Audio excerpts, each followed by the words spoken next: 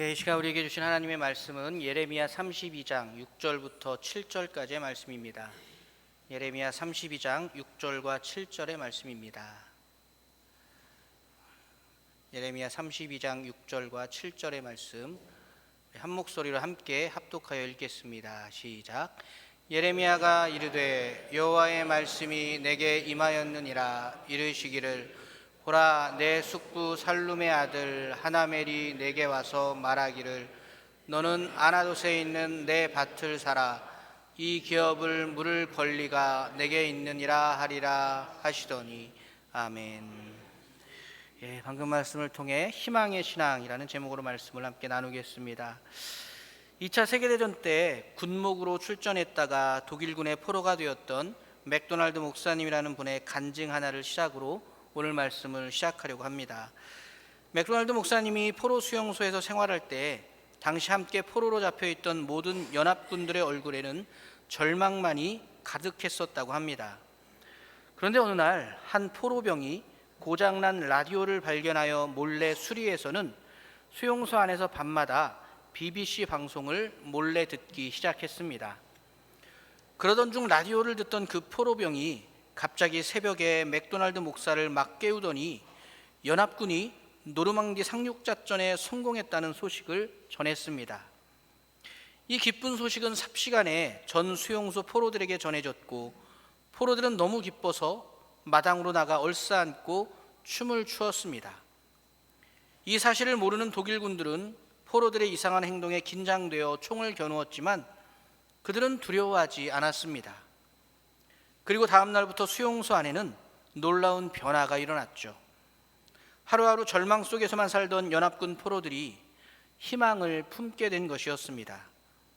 아무리 힘든 일을 해도 조금도 고통스럽지 않았고 얼굴에는 기쁨이 가득했습니다. 그들이 왜 그럴 수 있었던 것일까요?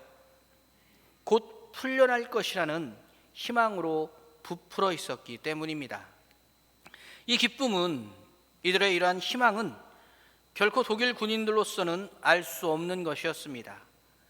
희망의 소식을 전해들은 포로들만이 알 수 있고 또한 누릴 수 있는 희망인 것이었죠. 개인적으로 참 좋아하는 영화 중에 쇼생크 탈출이라는 영화가 있는데요, 억울한 누명으로 악명 높은 쇼생크 감옥에 갇힌 주인공은 그러나 늘 희망을 품고 살아갑니다. 20년이 넘는 형벌을 받은 그에게 희망을 품고 살아간다며 비아냥대던 주변 동료들, 그 주변 동료들은 그를, 감옥에서 희망을 갖고 살아가는 그를 결코 이해하지 못했죠. 그러자 주인공은 다른 죄수들에게 이렇게 이야기합니다. 희망은 좋은 거예요. 어쩌면 제일 좋은 걸지도 몰라요. 좋은 것은 절대 사라지지 않아요. 사랑하는 교회 여러분, 오늘 우리가 읽은 본문의 말씀은 그렇게 연합군의 노르망디 상륙작전에 성공을 들었던 연합군의 포로들과 쇼생크 탈출이라는 영화의 주인공처럼 절망과 좌절의 환경 속에서도 흔들림 없이 한 소망을 붙잡고 살았던 사람이 등장합니다. 바로 예레미야라는 사람이죠. 예레미야라는 이름의 뜻은 두 가지가 있는데 그 의미가 독특합니다. 하나는 여호와께서 높이신다는 뜻으로 결국 하나님께 희망을 두고 살았기에 하나님이 높이신다는 매우 긍정적인 의미를 갖고 있습니다. 한편 또 다른 뜻은 여호와께서 던지신다는 뜻으로 이 세상에 내팽겨쳐진, 소망이 끊어진, 아무 의미 없이 주사위가 던져진, 그러니까 첫 번째 의미와는 완전 다른 뜻을 가지고 있기도 합니다. 이것은 매우 흥미로운 사실이죠. 한 사람이 완전히 다른 두 가지의 의미를 갖고 있는 이름을 얻었다니, 이것은 결국 그 사람의 인생이 어디에다 희망을 두느냐에 따라 완전히 다른 두 가지의 인생을 살 수 있다는 것을 암시하는 것입니다. 예레미야가 살았던 시대는 이스라엘 역사에서 희망의 등불이 거의 꺼져버린 절망의 시대였습니다. 그의 이름의 뜻처럼 이스라엘은 마치 던져진 주사위처럼 내팽개쳐진 존재였습니다. 유다의 수도 예루살렘은 바벨론 군대에 의해 포위되어 있었습니다. 이런 가운데 예레미야는 조국의 멸망을 예언하다가 시드기야 왕에게 체포되어 투옥되었죠. 그런데 감옥에 갇혀 있는 예레미야에게 어느 날 조카 하나멜이 찾아옵니다.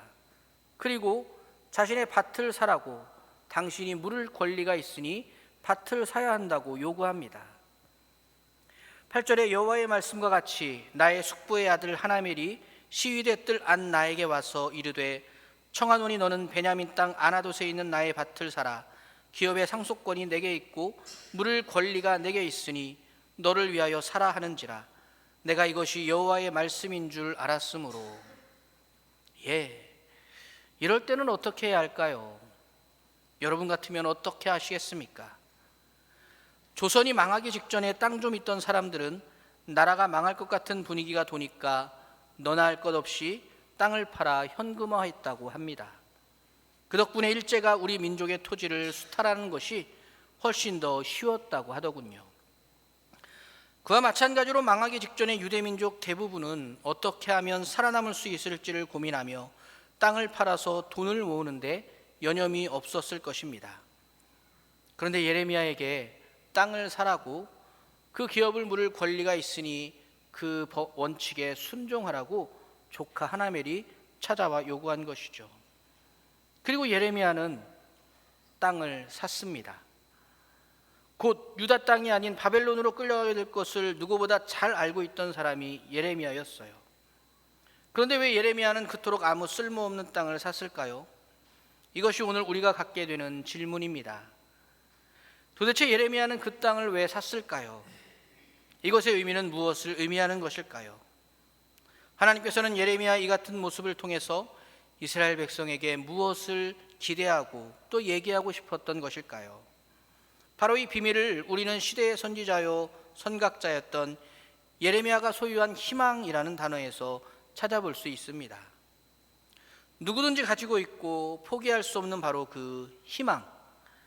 도대체 예레미야는 어떻게 그토록 절망적인 상황 속에서도 희망이라는 것을 소유할 수 있었던 것일까요?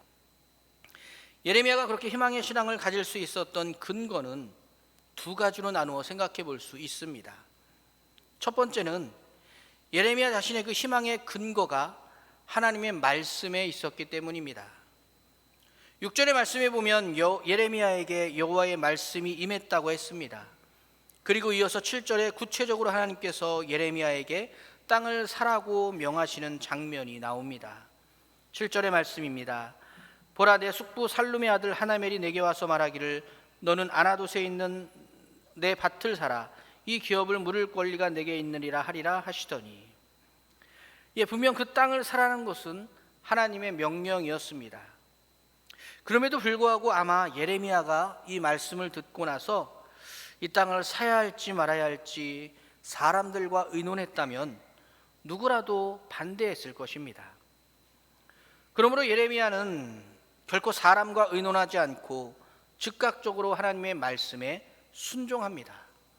8절에 여호와의 말씀과 같이 나의 숙부의 아들 하나멜이 시위대 뜰 안 나에게 와서 이르되 청하노니 너는 베냐민 땅 아나돗에 있는 나의 밭을 사라.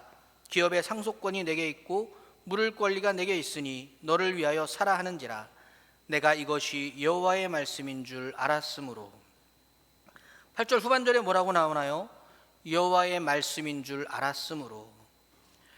여기서 안다라는 단어는 히브리어로 야다라고 하는데 이것은 지식적인 알미 아닌 경험적, 체험적인 알을 의미합니다. 그러니까 오랜 습관을 통해 체득된 알미였다는 것이죠.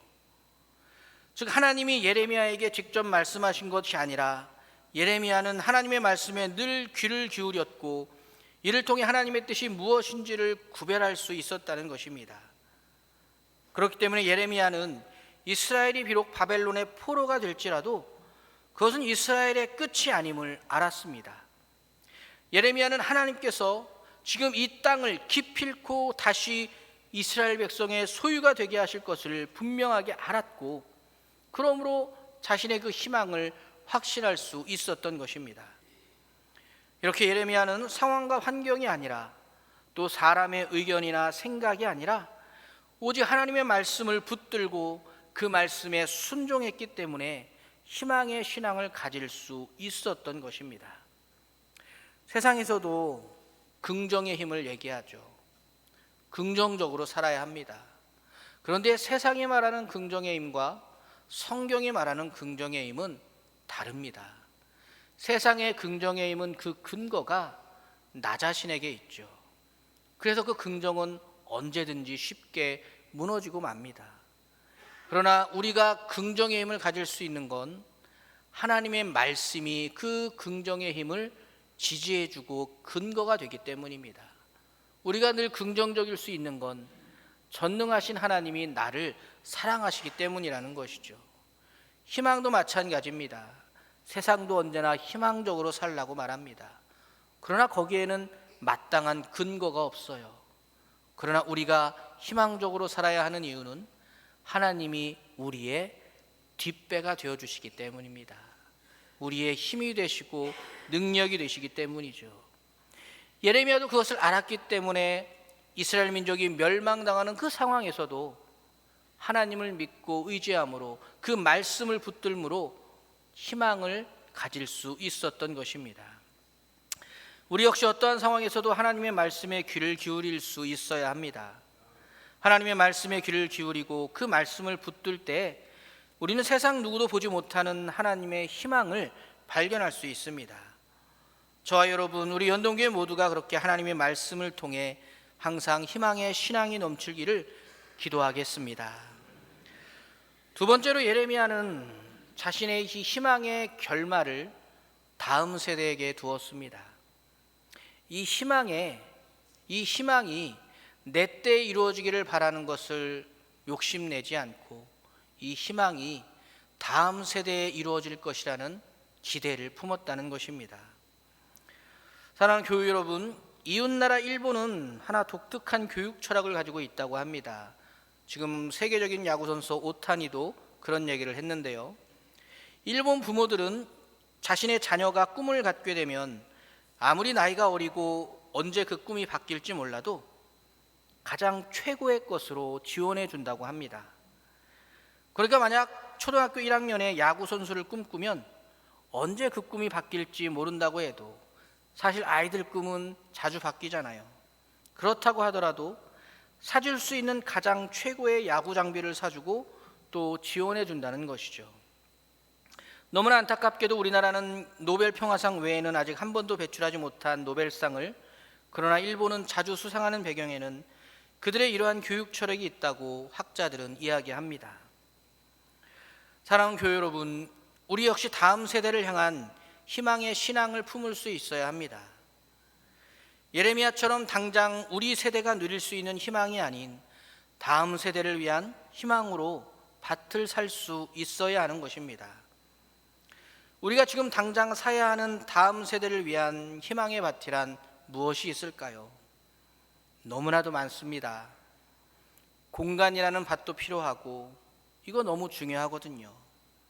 아이들을 잘 가르칠 수 있는 인적 자원과 환경 조성 역시 시급하게 투자해야 하는 희망의 밭 맞습니다. 지금부터 기도하며 다음 세대를 위한 이 모든 희망의 밭을 우리가 살 수 있도록 기도하고 결단하며 준비할 수 있어야 할 것입니다. 그러나 무엇보다 우리에게 필요한 것은 신앙의 유산을 전해주는 것입니다. 예레미야는 멸망하는 조국의 마지막 시간에 있었습니다. 그가 아무리 발버둥 쳐도 그것을 막을 수 없는 일이었습니다. 당연히 그와 그의 동족들은 자신의 아이들에게 물려줄 조국은 없었습니다. 그들이 자녀들에게 물려줄 수 있는 것이라고는 포로가 되어 당해야 할 고통과 서러움뿐이었죠. 그러나 예레미야에게는 물려줄 것이 있었습니다. 남아 있었어요. 그것이 바로 하나님에 대한 신앙이었습니다. 그래서 그의 후손들이 다시 이 땅으로 돌아오게 되었을 때 하나님의 크신 사랑과 오묘하신 섭리를 깨닫게 하려고 했습니다. 그것을 통해서 하나님에 대한 견고한 신뢰를 갖게 하고 싶었습니다. 그래서 예레미야는 자신이 밭을 샀다는 그 매매 증서가 소실되지 않고 오랜 시간이 지난 후에 다시 돌아올 후손들이 발견할 수 있도록 치밀한 조치를 취합니다. 오늘 본문이 기록된 14절의 말씀입니다. 만군의 여호와 이스라엘의 하나님께서 이와 같이 말씀하시기를 너는 이 증서 곧 봉인하고 봉인하지 않은 매매 증서를 가지고 토기에 담아 오랫동안 보존하게 하라. 예레미야는 하나님의 약속을 믿었습니다. 70년이 지난 후 후손들이 돌아와서 그 토기에서 이 매매 증서를 꺼내서 후손들이 보게 될 것을, 그 희망을 확신했습니다. 그때 후손들은 이스라엘의 모든 역사가 하나님의 손에 있었다는 것을 보고 전율할 것입니다. 그 와중에서도 땅을 사는 이런 믿음으로 살았던 우리 선조가 있었구나 놀랄 것입니다. 그들이 바벨론에게 멸망당했던 것이 군사력의 부족함 때문이 아니라 하나님께 범죄했기 때문임도 그 증서를 통해 깊이 깨달을 수 있을 것입니다. 그래서 그들은 전심으로 하나님을 섬기기로 다시 작정할 것입니다. 예레미야는 바로 이 희망에 투자했던 것이죠. 비록 자신들의 세대는 멸망을 당하지만 후손들은 절대로 비극의 역사를 되풀이하지 않기를 간절히 바랐던 것입니다. 사랑하는 여러분, 여러분의 자녀들에게, 우리의 다음 세대에게 무엇을 전해주시기를 원하십니까? 좋은 아파트를 물려주시기 원하시나요? 많은 재산과 높은 지위를 물려줬으면 좋으실까요? 그러나 거기에는 사실 어떠한 희망도, 하나님이 바라시는, 하나님이 이루실 희망도 존재하지 않습니다. 오늘날 많은 젊은이들이 희망을 상실한 채 하루하루 땅만 보며 살아가고 있습니다. 왜 그럴까요? 물려받은 것이 적어서인가요? 오히려 우리 세대보다, 아니 어머니 아버지 세대보다 지금 세대가 훨씬 더 풍성한 것들을 물려받았다는 것을 누구도 부인할 수는 없습니다. 그러나 한 가지, 그렇게 풍성한 세속의 것들을 물려주느라 바빠서 가장 중요한 것 한 가지를 물려주지 못했습니다. 바로 신앙입니다. 정의와 공의를 물려주지 못해서, 사랑과 섬김을 물려주지 못해서, 그렇게 하나님을 물려주지 못했기 때문에, 신앙 역시 물려주지 못했기 때문에 그들에게는 희망도 사라져버린 것이죠. 지금부터라도 우리는 다른 무엇보다 이 희망의 신앙을 물려줄 수 있기를 바랍니다. 하나님의 말씀을, 예배의 감격을, 신앙의 유산을 물려줄 수 있는 우리가 될 수 있기를 바랍니다. 오직 거기에만 이 나라와 이 민족을 향한 희망도 존재하고, 오직 그것으로만 우리의 다음 세대가 행복할 수 있고 누구보다 형통한 인생을 살 수 있다는 것을 결코 잊지 마시기 바랍니다. 사랑하는 연동교회 교회 여러분, 오늘 하루 어떤 희망을 품고 살아오셨나요? 조병철 목사 결혼해야지라는 희망 여전히 잘 품고 계시죠? 예. 제가 이제 안 하려고 하는데 요 시간대쯤 조시는 분이 계셔서 요거 하면 딱 떼시더라고요. 예. 여러분 많은 희망 가지시고 저를 위한 희망도 반년밖에 안 남았습니다. 마음이 조급합니다. 기도해 주시기를 바랍니다. 그렇게 희망이 넘치시기를 바랍니다. 특별히 오늘 말씀을 기억하시기 바랍니다. 하나님께서는 저와 여러분이 어떠한 상황 중에도 이 희망의 밭을 사기를 기대하고 계십니다. 그 기대는 저와 여러분이 반드시 행복해질 것이고 반드시 구원받게 될 것이며 반드시 형통케 되리라는 하나님의 신실한 약속이기도 합니다. 그 약속을 붙들고 하루하루 희망의 신앙으로 살아가는 저와 여러분이 될 수 있기를 축복합니다. 그리고 결단하시기 바랍니다. 우리 연동교회의 다음 세대를 위한 희망의 밭을 준비하고 사겠다는 예레미야의 그 결단이 저와 여러분의 결단이 될 수 있기를 축복합니다. 필요한 모든 것으로, 가장 최고의 것으로 다음 세대를 위해 연동교회가 준비할 수 있도록 우리는 최선을 다해 헌신해야 할 것입니다. 그러나 무엇보다도 가장 먼저 사랑하는 연동교회 모든 교우 여러분, 우리 다음 세대 아이들에게 살아있는 성경책이 되어주시기를 부탁드립니다. 말 한마디, 손길 한 번까지도 우리 다음 세대에게 예수님의 모습으로 본이 되어 주셔야 합니다. 우리 연동교회 96년의 신앙의 유산이 잘 이어질 수 있도록 최선을 다해 노력해 주시기를 부탁드립니다. 사랑하는 교회 여러분, 3000여 년 전 예레미야에게 말씀하셨던 하나님은 오늘 사는 우리에게도 이렇게 지금 말씀하십니다. 밭을 사라, 나의 밭을 사라, 나의 희망의 밭을 사라. 이 음성에 순종함으로 언제 어디서나 어떤 순간에도 희망을 품고 희망을 닦으며 희망을 신앙할 수 있는, 그리고 우리 다음 세대에게 희망을 선물할 수 있는 우리 연동의 모든 가족들이 될 수 있기를 예수 그리스도의 이름으로 축복하며 기도하겠습니다. 함께 기도하겠습니다. 사랑해 주님 감사합니다. 하나님이 우리의 아버지이시고 우리를 반드시 형통케 하시리라 약속해 주셨으므로 우리는 모든 상황과 환경 가운데도 희망을 품습니다. 그 희망을 바라보고 하나님을 믿고 의지하며 순종해야 될 주의 말씀에 순종하는 우리 모두가 되게 하여 주시옵소서. 특별히 다음 세대를 위해 희망을 품고 필요한 모든 것을 기도하며 준비하는 우리가 되게 하여 주시옵소서. 무엇보다 우리 다음 세대의 모든 부모님들, 또 우리 연동의 모든 가족들, 사랑하는 다음 세대에게 예수 그리스도의 신앙의 본이 될 수 있는 그 믿음의 향기를 전할 수 있는 우리 모두가 되게 하여 주시옵소서. 감사드리며 예수 그리스도의 이름으로 기도드렸습니다. 아멘. 오직 예수뿐이네. 함께 찬양하겠습니다.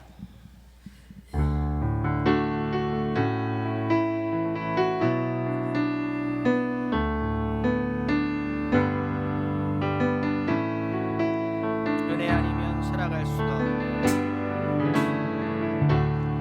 은혜 아니면 살아갈 수가 없네.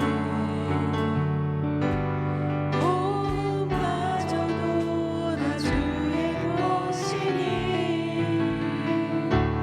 세상 평안과 위로 내게 없어도 예수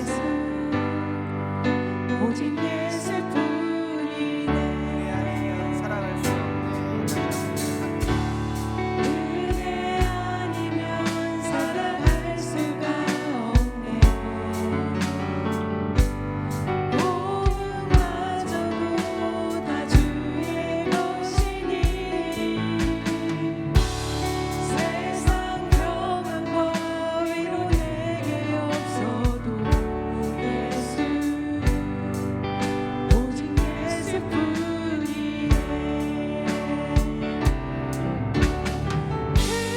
크신 외에 가볼 수도 없고 작은 고난에 지쳐도 주께 맡긴 나의 모든 삶 버티고 그리게 하시네.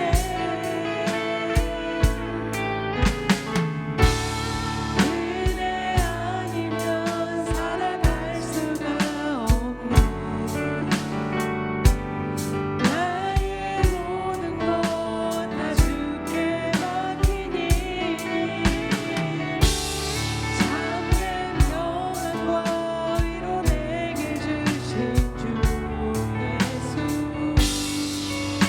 오직 예수뿐이네. 기도하겠습니다. 이제는 우리 구주 예수 그리스도의 구원의 은총과 우리 아버지 하나님의 신실하신 사랑하심과 우리 곁에 함께 하시는 성령님의 인도하심이 하나님의 은혜로 약속해 주신 희망을 확신하며 특별히 다음 세대를 위한 희망의 밭을 사리라 다짐하고 결단하는 사랑하는 모든 연동교회 지체들, 가족들 위해 영원토록 함께 계시옵기를 간절히 축원하옵나이다. 아멘.